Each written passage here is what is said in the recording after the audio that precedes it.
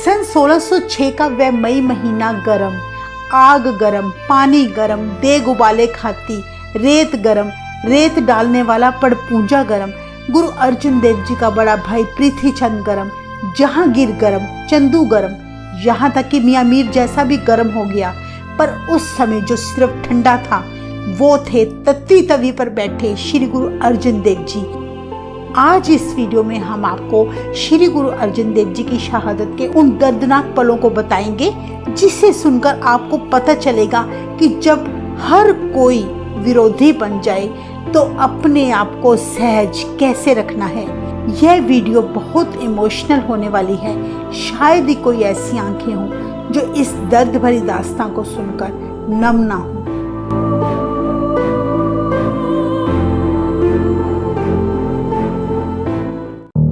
जब गुरु अर्जुन देव जी 18 वर्ष के हुए तो उन्हें सिखों का 5वां गुरु बना दिया। गुरु जी के बड़े भाई बाबा पृथ्वीचंद को इस बात का बड़ा झटका लगा, क्योंकि घर का बड़ा पुत्र होने के कारण पृथ्वीचंद अपने आप को गुरुगद्दी का असली वारिस समझते थे। पर ऐसा ना होने पर वे अपने छोटे भाई गुरु अर्जुन देव जी से बहुत ईर्ष्या करने लगे। वे किसी भी हालत में गुरुगद्दी हासिल करना चाहते थे। पृथ्वीचंद ने गुरु जी के खिलाफ ढेरों षड्यंत्र रचे, जिसे देखकर गुरु अर्जुन देव जी अपने परिवार समेत वडाली में जाकर रहने लगे। विवाह के 15 साल बाद जब गुरु अर्जुन देव जी के घर बालक हरगोबिंद साहिब जी का जन्म हुआ, तब तो पृथ्वीचंद और भी ईर्ष्या से जल उठा, क्योंकि वह और उसकी पत्नी कर्मों को पहले ये संतोष था कि गुरु अर्जुन देव जी के घर लंबे समय से कोई औलाद न होने के कारण भविष्य में पृथ्वीचंद का बेटा मेहरवान ही गद्दी संभालेगा। पर बालक हरगोबिंद साहिब जी के जन्म की खबर से पृथ्वीचंद की उम्मीदों पर पानी फिर गया। उसने बालक को जान से मारने के कई षड्यंत्र रचाए। एक बार बालक हरगोबिंद साहिब जी को सांप से कटवाने की कोशिश की, फिर उन्हें दूध में जहर डालकर पिलाने की कोशिश की गई, पर उसकी सारी कोशिशें नाकाम सिद्ध हुईं। उसके बाद पृथ्वीचंद ने मुगलों के साथ हाथ मिला लिया और लाहौर के सुलई खान के साथ मिलकर मुगल सम्राट अकबर से अपने भाई की शिकायत की कि उनके छोटे भाई अर्जुन ने उनसे गुरुगद्दी का अधिकार छीन लिया है। पर अकबर ने पूरी जांच करने के बाद फैसला सुनाया कि गद्दी का असली हकदार गुरु अर्जुन देव जी ही हैं। पृथ्वीचंद इस बात से बड़ा निराश हुआ। फिर उसने मसंदों की सहायता से गुरु घर आने वाले चढ़ावे पर अपना कब्जा करना शुरू कर दिया।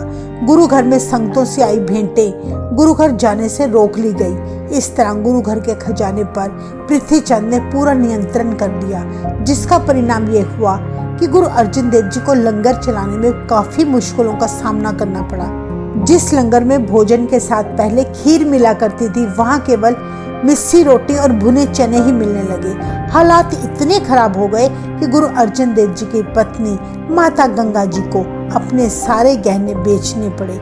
जब बाबा बुड्ढा जी और भाई गुरदास जी को पृथ्वीचंद की करतूतों का पता चला तो उन्होंने संगतों को सीधा गुरु अर्जुन देव जी को भेंटे चढ़ाने को कहा, न कि मसंदों को।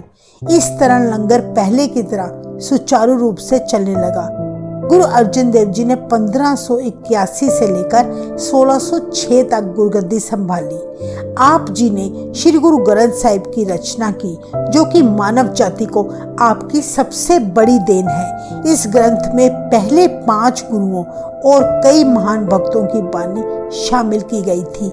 साथ ही गुरु अर्जुन देव जी ने सिखों को श्री हरमंदिर साहिब का निर्माण करवाकर सबसे पवित्र स्थान प्रदान किया। इस तरह गुरु जी की प्रसिद्धि दूर दूर तक फैलने लगी। ढेरों की संख्या में श्रद्धालु श्री हरमंदिर साहिब आकर गुरु जी के सिख बनते गए। वहीं दूसरी तरफ पृथ्वीचंद और ऊंची जात के ब्राह्मण गुरु जी की विरोधता करने में लगे रहे। इतिहास में दर्ज है कि गुरु अर्जुन देव जी के मुगल राजा अकबर के साथ काफी अच्छे संबंध थे, लेकिन 1605 में उसकी मृत्यु के बाद उसका बेटा जहांगीर हिंदुस्तान का राजा बन गया, जबकि अकबर अपने पोते खुसरो को गद्दी सौंपना चाहता था। उसका कारण यह था कि जहांगीर हर समय नशे में रहा करता था और वह एक अव्वल किस्म का अय्याश था। पर अकबर की मौत के साथ ही जहांगीर ने चालाकी से गद्दी पर कब्जा कर लिया और अपने ही पुत्र खुसरो को बगावत के दोष में जेल डाल दिया, क्योंकि खुसरो को अपने पिता जहांगीर की कट्टरवादी नीतियां हरगिज पसंद न थी। इतिहास में दर्ज है कि खुसरो किसी तरह पिता की कैद से भाग गया। अपनी जान बचाता हुआ गुरु अर्जन देव जी की शरण में अमृतसर आया। गुरु जी ने उसके साथ संतों जैसा व्यवहार किया और उसे लंगर छकाया। कुछ पैसों से उसकी मदद भी की। जब जहांगीर के कानों में यह खबर पहुंची कि गुरु अर्जन देव जी ने उसके बागी पुत्र खुसरो का बड़ा सम्मान किया है, तो वह गुरु जी से आग बबूला हो गया। पृथ्वीचंद ने ऐसे समय में आग में घी डालने का काम किया और जहांगीर से हाथ मिला लिया।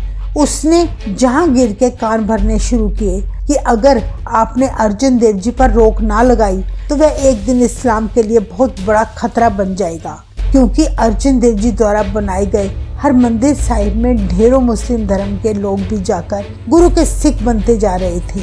उन दिनों देखा जाए तो मियाँ मीर जी, जो मुसलमानों के उच्च कोटि के पीर थे, वे भी गुरु अर्जन देव जी के दर्शन करते ही उनके मुरीद बन गए। ये सब देख सुनकर जहांगीर किसी भी तरह गुरु अर्जन देव जी को अपना बंदी बनाना चाहता था। जहांगीर की चिंता इस बात से और भी बढ़ गई, क्योंकि लोग मुगल सरकारों को टैक्स देने की बजाय गुरु जी को दसवंध खुशी से देना पसंद करते थे। जहांगीर ने अपनी ऑटोबायोग्राफी तुस्के जहांगीरी में लिखा है कि गोइंदवाल शहर में अर्जुन नामक एक हिंदू फकीर का वेश धारण किए हुए रहता है। उसने अपने तौर तरीकों से सरल स्वभाव के हिंदुओं को भी नहीं, बल्कि मूर्ख और अज्ञानी मुस्लिमों को भी फंसा लिया है, तथा उसने अपने आप को एक महान आध्यात्मिक तथा सांसारिक गुरु होने का ढोंग रचा रखा है।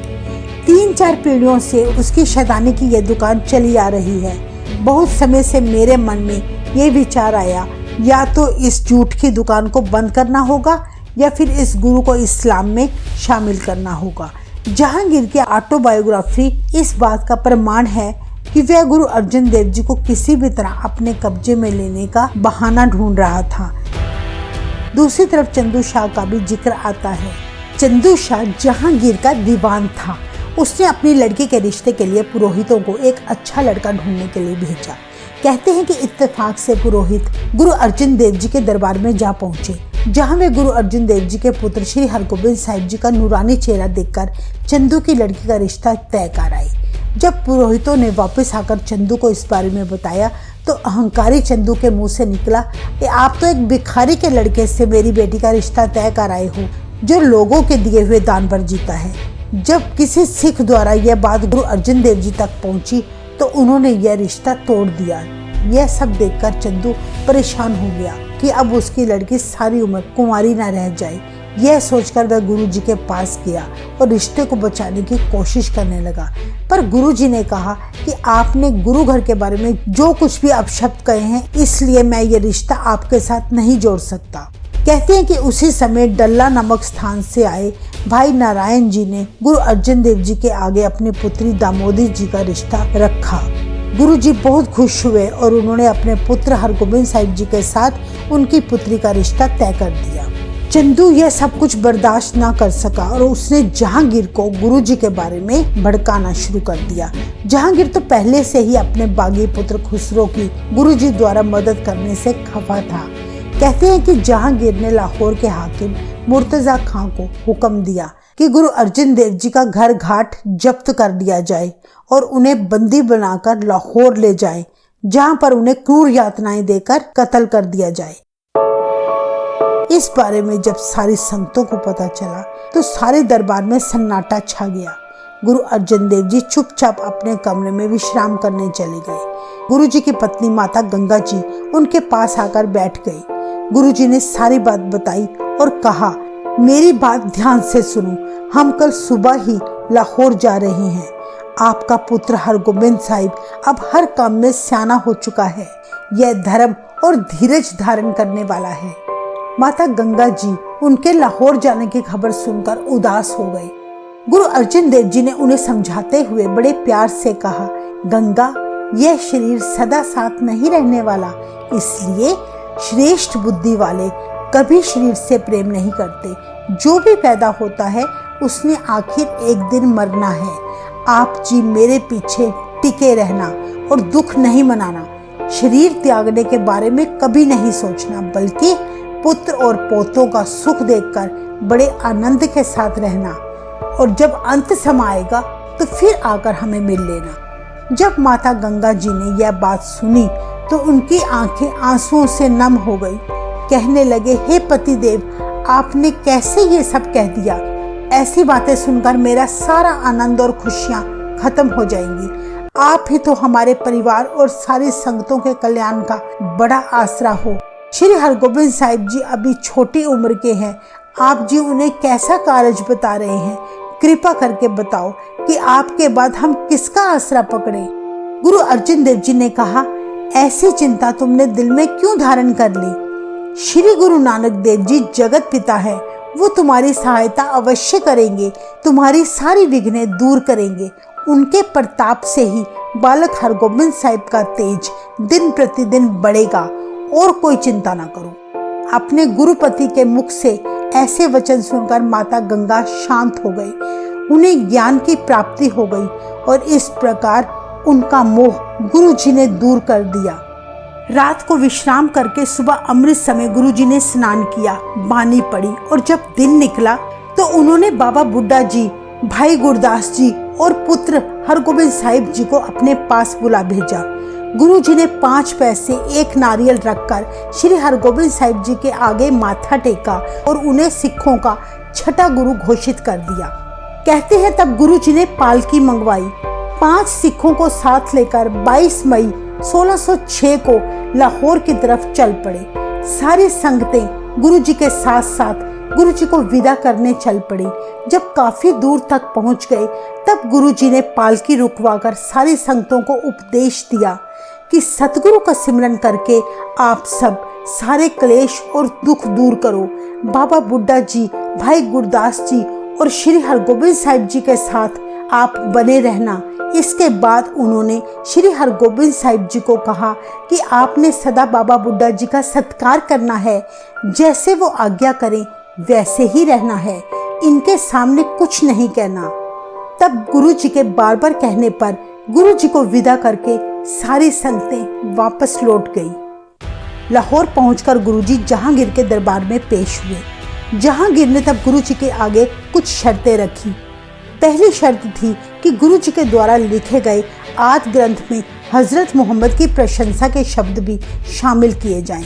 गुरुजी ने कहा कि आदि ग्रंथ में लिखी गई सारी बानी निरंकार से आई है, इसमें किसी व्यक्ति की मर्जी के शब्द शामिल नहीं किए जा सकते।